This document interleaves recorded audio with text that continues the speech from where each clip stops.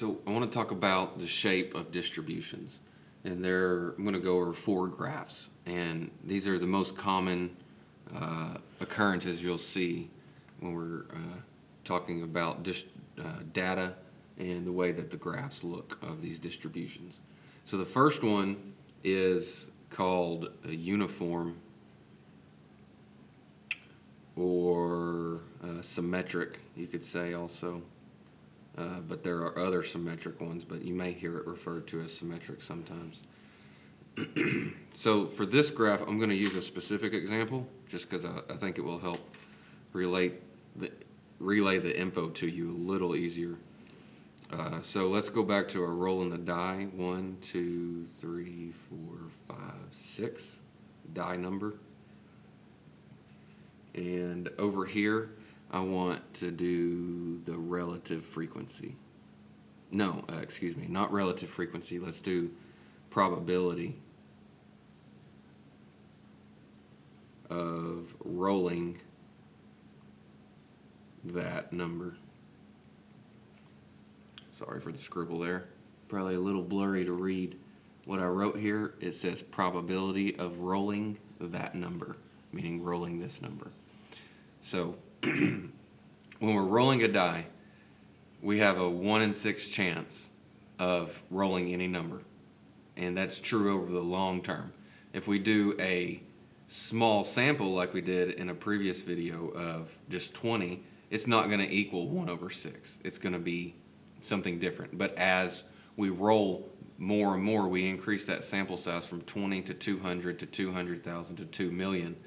As the more and more we roll, the closer and closer the probability will be to 1/6. And same thing with flipping a coin. If we flip a coin 50 times, well, we could get 40 of those to be heads and 10 to be tails, but if we increase that to 500 and 500,000 and then 500 million and so on, as time goes on, those percentages will get closer and closer to actually flipping a coin, being 50%.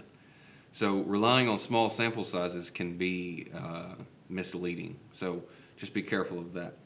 So for here, if we wanted to draw a histogram or a graph of what it looks like of rolling a die, then we would just have to have one data point here, 1/6.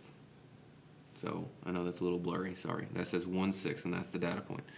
So the probability of rolling a die, rolling a 1 is 1/6. The probability of rolling a 2 is 1/6. The probability of rolling a 3 is 1/6. 4 is 1/6, 5, and 6. So this is what it means to be uniform. It's uniform completely across. It's also symmetric too. But uniform is what we'll mainly be referring to here when we talk about a uniform distribution. Same thing would be true if we were talking about flipping a coin. There would just be heads and tails, and they both would be at 50% eventually. So this is what uniform looks like. The next important one, and this one, we'll talk about all these graphs a lot. This next one is called bell-shaped. Bell-shaped. It's also symmetric.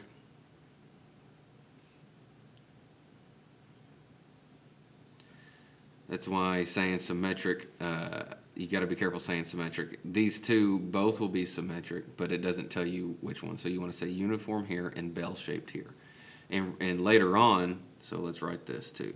Later on, we will call this normal distribution. That's at a later time, but just prepping ahead. For now, we'll call it bell-shaped, but eventually we'll just start saying this is what a normal distribution graph looks like. So I'm going to leave off all the numbers because they don't really matter at this point. We're just looking at graphs. So we want it to be symmetric, and I'm going to do my absolute best to make it symmetric. But my drawing skills are lacking.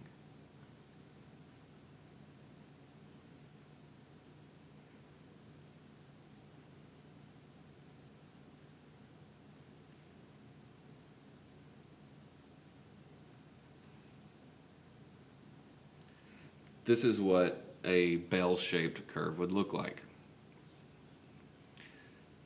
Meaning most of the data is within this range. And then you have outliers here and here.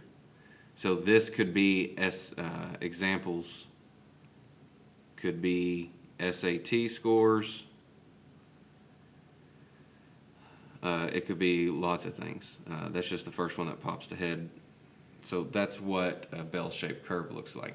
And this occurs very naturally in the world, in lots of places. And we'll be doing a lot more studying of this starting in several videos from now. But we'll be talking about a bell-shaped curve and a lot of its attributes coming up not too long from now.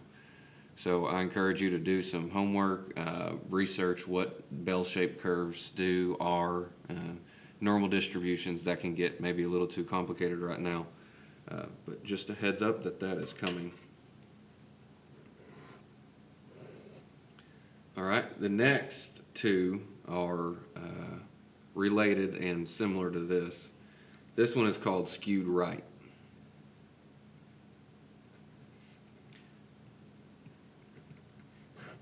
And once again, I'm going to just leave the numbers off, and I'm going to do my best to draw this. So let's, you could have something like this. You may just want to watch me first.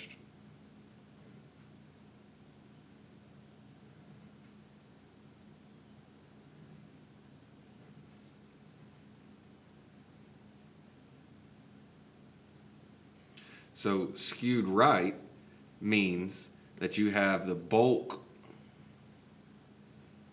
So up here, this was where the bulk was in the middle. Now the bulk is on the left. And you got a bunch of skewed stuff over here on the right. That's why it's called skewed right. Because you have a lot of these values over here moving the averages this way, just because these are very high, but it's a very small amount of them. So that's why it's called skewed right. The bulk is on the left, but it's skewed because you got a bunch of these outliers skewing everything to the right.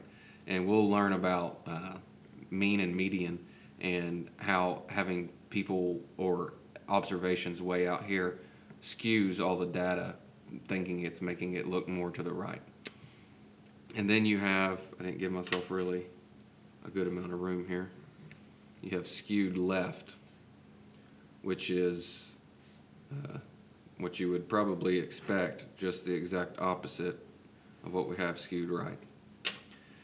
So you have a bunch of smaller data, smaller number of observations out here. But once you get over here to the right, this is where the bulk of the data is.